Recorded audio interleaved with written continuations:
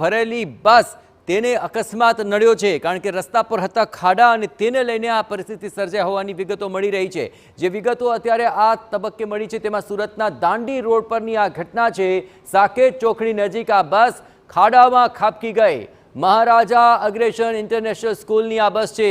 દ્રશ્યો આપની નજર સમક્ષ, જ્યાં કતારગામ વિસ્તારના વિદ્યાર્થીઓને લઈને આ બસ આવી રહી હતી અને બસમાં 30 થી 40 જેટલા વિદ્યાર્થીઓ સવાર હતા।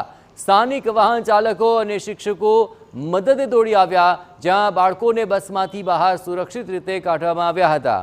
બાળકો સહી સલામત રીતે તેમાંથી બચી શક્યા છે અને મોટી જાનહાનિ ટળી છે। પણ નરથાણ ગામ નજીક આ સ્કૂલ બસને અકસ્માત નડ્યો હતો અને બસ ખાડામાં ખાબકી હતી। આપ જોઈ રહ્યા છો વિદ્યાર્થીઓ ભરેલી બસ અને એક તરફ ખાડામાં આ બસ જઈને ખાબકી હતી, જેને કારણે એક તરફ આ બસ નમી ગઈ હતી। વધુ વિગતે વાત કરવા જોડાઈ રહ્યા છે ટીવી9 સંવાદદાતા બલદેવ। ખાડામાં બસ ખાબકી, શું વધુ વિગતો? જે રીતે સુરતના જે દાંડી રોડ ઉપરની જે ઘટના સામે આવી છે કે વહેલી સવારે સુરત અને સુરત જિલ્લાની અંદર જે ધોધમાર જે વરસાદ પડી રહ્યો હતો અને તે દરમિયાન એક જે દાંડી રોડ ઉપર જે સ્કૂલ વાન છે, જે બસ છે, તે અચાનક જ જે રોડના જે ખાડાની અંદર જે ખાબકી હતી અને જ્યાં 30 થી 40 જે વિદ્યાર્થીઓ હતા ત્યાં બસની અંદર સવાર હતા અને જે રીતે બસ અચાનક જ આ ખાડાની ખાબકાની સાથે જ વિદ્યાર્થીઓની અંદર એક ચિંતાનો માહોલ જોવા મળ્યો હતો અને તાત્કાલિક આજુબાજુના જે રાહતદારીઓ હતા દોડી આવ્યા હતા અને આ બસની અંદરથી જે કહી શકાય છે એક પછી એક જે વિદ્યાર્થીઓને જે સહી સલામત રીતે બહાર કાઢવામાં આવ્યા હતા। ઘટનાની વાત કરીએ તો સુરતના જે દાંડી રોડ સાકેત ચોકડી નજીકની આ જે ઘટના છે। મહારાજા અગ્રેસર ઇન્ટરનેશનલ સ્કૂલની આ જે બસ હતી અને અલગ અલગ વિદ્યાર્થીઓને સ્કૂલ તરફ જે લઈ જતી હતી અને તે દરમિયાન આ જે છે બસની સાથે ઘટના બની હતી। પણ મહત્વની વસ્તુ એ છે કે સદનસીબે જે કોઈ મોટી દુર્ઘટના જે છે ટળી કહી શકાય, કારણ કે વિદ્યાર્થીઓને કોઈ મોટું નુકસાન થયું નથી, કોઈને ગંભીર ઈજા પહોંચી નથી।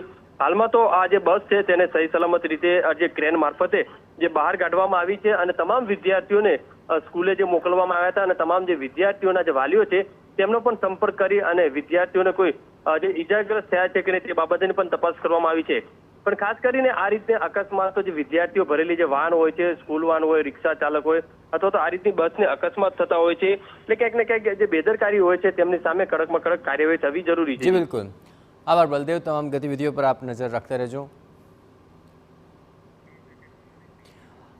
અને આ સમગ્ર મામલે બસમાં 30 થી 40 જેટલા વિદ્યાર્થીઓ જે સવાર હતા, સદનસીબે જો કે તેમને કોઈ મોટી જાનહાનિ નથી થઈ, પરંતુ વિદ્યાર્થીઓની આ પ્રકારે ખાડામાં જે બસ ખાબકી તેને કારણે પરિસ્થિતિ વણસી હતી। પરંતુ સ્કૂલ બસમાં જે આ લોકો જઈ રહ્યા હતા અને અચાનક જ ત્યાં ભારે વરસાદને કારણે જે નજીકમાં રહેલો ખાડો હતો ત્યાં બસ ખાબકી ગઈ।